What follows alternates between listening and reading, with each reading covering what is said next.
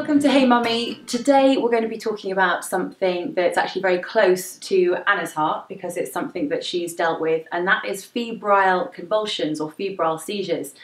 Now, if you've never heard of this, it might be because you don't know anyone that's been affected by it, or it might be just because you haven't gone through them. But it's one of those things, isn't it, that the moment you dealt with it, suddenly people were saying, "Oh yeah, I was amazed. We had those." Yeah, I had no idea about them before Rocco had his first seizure, and yeah, it was unbelievable how many people either know somebody whose child's had one, or have had a child themselves who've had one, which does really help because it kind of normalises it and makes it feel like you're not the only one who's in some horrific medical nightmare. So it was quite extreme for you, wasn't it? It's Rocco. You can find loads of stuff online where people are connecting the MMR jab to febrile convulsions, and I think my belief, having researched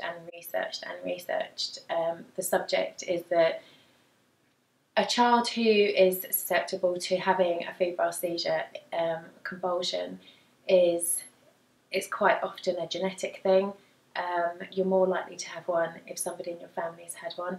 Boys are slightly more likely than girls to have them. And it's basically where the child cannot cope with a sudden peak in a high temperature.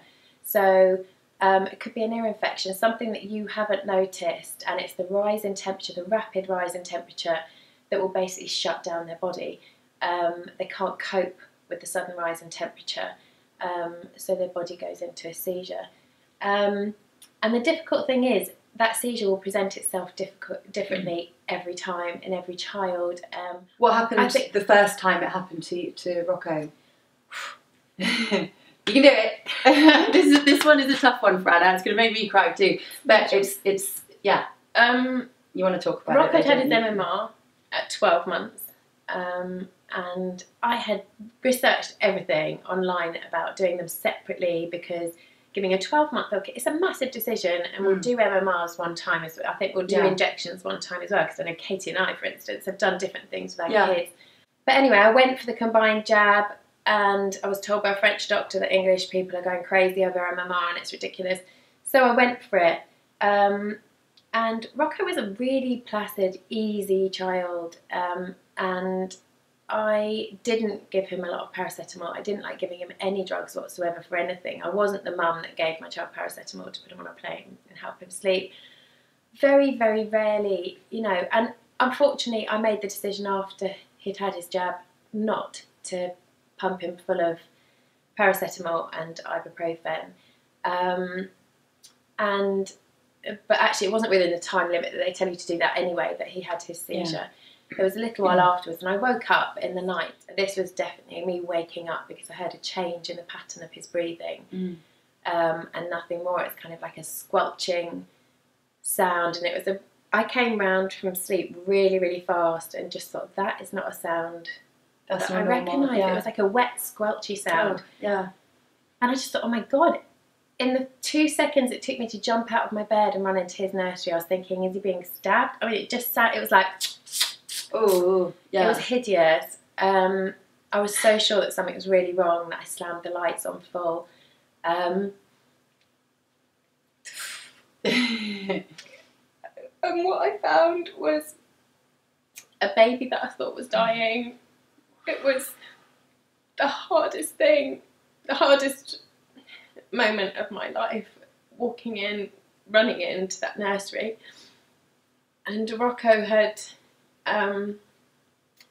he'd been fitting for a little while, obviously, and he was foaming at the mouth. His face was blue, so he was obviously starved of oxygen, and his eyes were completely flipped up into his head, and his body was just jerking. He was in a grow bag, a sleeping bag, and his face had puffed up because he'd obviously peaked to temperature, and it was just horrific. It was awful. I thought he was dying. So I did everything wrong, even though I've worked with children loads, Because you were panicking. And I've worked with a lot of children who do fit, and I've dealt with epilepsy before, and I've always dealt with it very medically and you know, followed the rules. But when you find your own child, you don't react the same way that you'd react if it was someone else's child. You know, I've seen some pretty horrific accidents with other people's children and dealt with them fine. Yeah.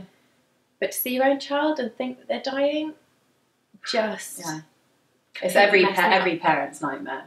And luckily, it was one of the very few times when Guy was home, because he travels a lot. And I just started screaming, "Get me an ambulance! Get me an ambulance! My baby's dying!"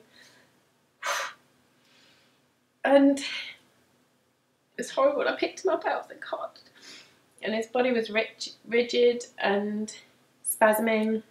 And I just thought to clear his airways as quick as I could. So I tried tipping it upside down, which now I realise is the most stupid thing I could have ever done. But doing I was in anything. an absolute panic. And then I sucked the foam out of his mouth because I thought that was obstructing his airways. So I sucked the foam out. And by this time, Guy had woken up and I'd called 999. And thankfully, we've had the medical team there so quickly every single time it's happened. And I think since I've seen a specialist who's spent his whole life studying fits and the connection between epilepsy and febrile seizures, and he said to me that it doesn't matter how a fit presents itself, one is not worse than the other. So the one where I found Rocco and his eyes were back and he was foaming at the mouth and blue wasn't worse than the one, or the other wasn't better. Rocco actually had 17 febrile convulsions that I'm aware of. It went on and on and on. Which, it's important to say, that's quite extreme as well, isn't it? It's really, really unusual. It's quite common for children who've had one to refit. It's quite likely that they might fit twice or 3 times. And it was very, very unusual that Rocco carried on fitting. We got to a point where the specialist Rocco was seeing at the time said that he'd had too many febrile convulsions to be good for him, because it was, each time he had a convulsion, it was obviously stopping their oxygen from getting to his brain, and that I had to make the decision, or they were going to make the decision, to put him onto fit preventative drugs, which are pretty full on. They slow down children's learning. They can have a lot of side effects, and it's something that I really, really did not want for my child. There's a few different drugs out there that they can prescribe, but it was really, really tough. I felt like I was at a crossroads, and this, you know, what was in front of us was just hideous. Either he was going to carry on fitting, and I was going to take the risk of lack of oxygen to his brain affecting the rest of his life, or I was going to put him on these drugs and again, you know, risk that affecting the rest of his life as well. And such a tough call as a parent. And if you're watching this video because you have had a child who's had repeated febrile convulsions, it's just the most painful place to be. I think the things that I've learned from, it's very rare for them to have so many, because I searched and searched online, and I think the best bit of advice that I can give, having really met so many specialists, I've been in hospital with Rocco about 15 times. It got to the point where they all knew my name and his name, and I knew where to go and make my toast without being told, and stuff that you don't really want to feel in hospital. No one wants to know a hospital that well. And I think one of the bits of advice that I agree with wholeheartedly from personal experience is, one doctor said to me, you won't damage your child by giving them paracetamol. If they're poorly and there's a possibility that your child's temperature is going to rise, give them paracetamol. Paracetamol's been used for years and years and years. It's not a new drug that hasn't been tried and tested. It doesn't have side effects. you know, the proof is in the amount of time humans have used it. And as long as you give the right dose, then you can't hurt your child giving them paracetamol. And obviously, if the temperature is still rising, you need to then go ahead and use Nurofen as well, ibuprofen, because you can use the two together. Obviously, one you give a dose, then 8 hours later you give the second dose, and the paracetamol you can give 6 hourly. And it's, you know, I hated it. I absolutely hated it. It went against everything that I wanted to do with my children as a parent, is pump drugs into them. But actually, if it prevented a febrile seizure and therefore long term prevented some sort of brain damage or horrific drugs that I really didn't want him to go on to, then it really is worth doing. So I'd definitely consider that. I think if your child's poorly, just give them something to help them deal with the temperature. What should somebody do in that instant? Because I've had different bits of advice of different people, and the first bits of advice that I got from the healthcare was get the temperature down, get them cold, put them in a cold bath, put a fan on them, cold flannels. Just saying like cold. Yeah, to bring the temperature down, which kind of makes sense. You're trying to get the temperature down, but actually, Rocco kept refitting, and it wasn't making sense. And the thing that made sense to me was when somebody said, one of the doctors, it was actually the specialist who'd studied fitting the whole of his career. It was his area, sort of specialised field. And he said to me, if you take a body that's in a hot situation and then you make it cold very quickly, it's actually going to be putting your internal bodily temperature up to try and combat the cold temperature out externally. And that makes a lot of sense. You know, if you go into a cold room, your body's trying to keep its own temperature up to stop you from dying from hypothermia. Yeah. So that makes a lot of sense. And I've turned Rocco blue sometimes by trying to get him really cold. Yeah. And actually, I think, having spoken to many, many different specialists, it worked for me when I much less radically tried to get Rocco's temperature down. So yes, I took off a layer of clothes. Yes, I used some cool flannels around the back of his neck and his forehead and on his wrists. But I stopped using anything that was cold.